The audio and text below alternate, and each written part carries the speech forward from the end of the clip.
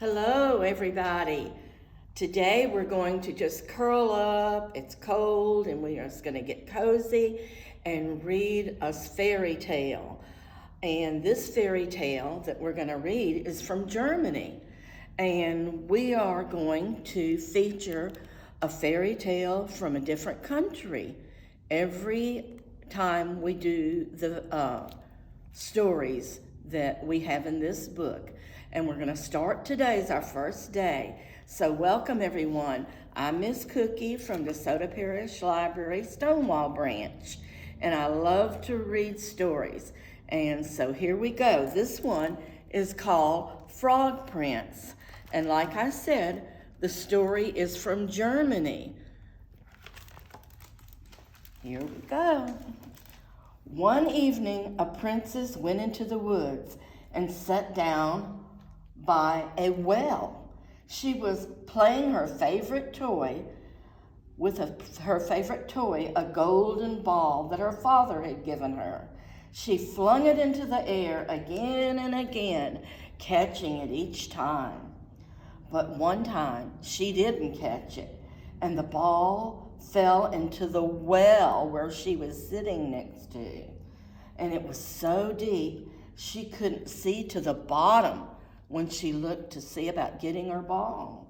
So she began to cry, and she was weeping and wailing and crying out in a sad little voice, "Oh, if I only had my little golden ball, I would give all of my fine clothes and my jewels to have that ball back again in my hand." Oh, she was crying. It was really, really sad. She was so upset. Well, with a splish and a splash and a great big hop, a huge green frog leaped into the rim of the well and said, remember now, it says, this is a fairy tale. "Well, I don't want your clothes," said the frog, "or your jewels," said the frog. "But if you promise to love me and feed me and let me sleep in your little bed, I'll bring that ball to you." So that's what the frog said to her. And she said, "Well, I don't think he can do that sort of thing." So she was all sure that the frog couldn't talk. She didn't think, but here he was talking. So just in case, she said, "Well, yeah, if you bring me back my golden ball, I'll let you have what you asked for." After all, she was thinking, how could he come to the palace to claim a reward? It was a long way from the well, and who would let a frog in when he came to the palace to collect his reward? So she said, "I'll go along with him." Not the guards, they wouldn't let him in, and not her father, the king. So the frog nodded as if they had made an actual agreement, and he leaped back down into the well. A moment later, he came up onto the rim of the well with the golden ball in his little green hand. He did get the ball. The princess, well, she thanked him because she was very happy that she could get the ball back, and ran all the way back to the palace. But that evening, as she and her mother, the queen, and her father, the king, they sat at their long table for dinner, there was a strange noise on the stairs outside the dining room door. It went tip, tip, tip. "What is that?" asked the queen. But the king, he didn't hear anything. And the princess, she didn't say anything. She acted like she didn't know what that might be. Then came a tap on the door.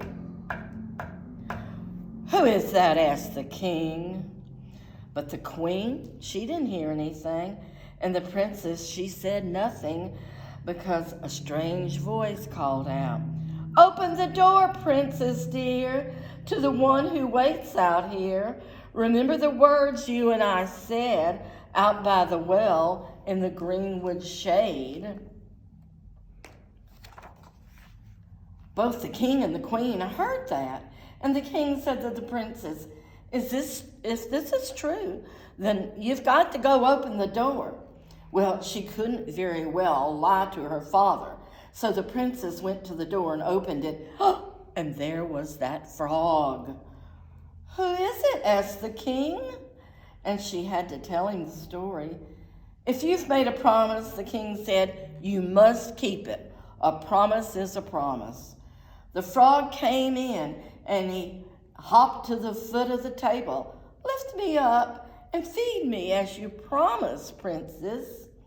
The princess shivered. Lift him up, said the king. So she lifted him up, and she fed him from her own golden plate until they were both done. Then she asked to be excused, and she started to leave the table. Take me to your room, as you promised, said the frog. Take him up, said the king. So she took the frog in her hand and brought him to her room. She set him on a pillow, next to her own pillow on the big canopy bed, and there he told her stories till they both fell asleep. And in the morning, the frog, he wasn't there. And the princess thought, now I have fulfilled all that he asked of me, and he's gone back to the well. Thank goodness. But that night, as dinner came time, the frog was back. She fed him again and brought him to the little pillow in her room, and he told her more stories, which she did enjoy. In the morning again, he was gone. And back again at night, food by her hand, fed by her, pillow on the bed, stories all night. And in the morning again, she said, well, he's gone for good now.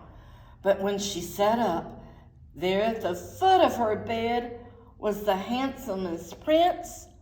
A prince, not a frog. She had never seen such a handsome guy, gazing at her with large, liquid green eyes. Who are you? She asked, feeling herself falling in love. I was a frog, enchanted by evil witch, until a princess should take me from the spring and feed me by her hand and let me sleep in her own little bed for 3 nights. Oh, she said, shall we be married? I would like to hear stories each night for the rest of my life.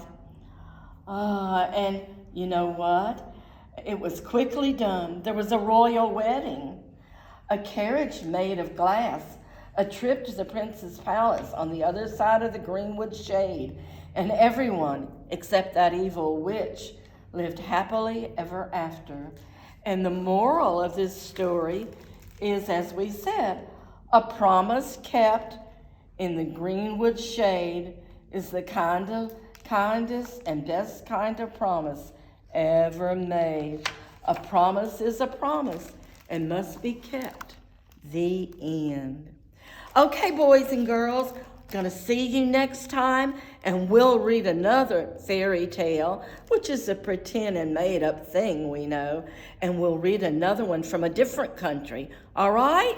Well, you know what? That frog, he was a prince of a frog. See you next time.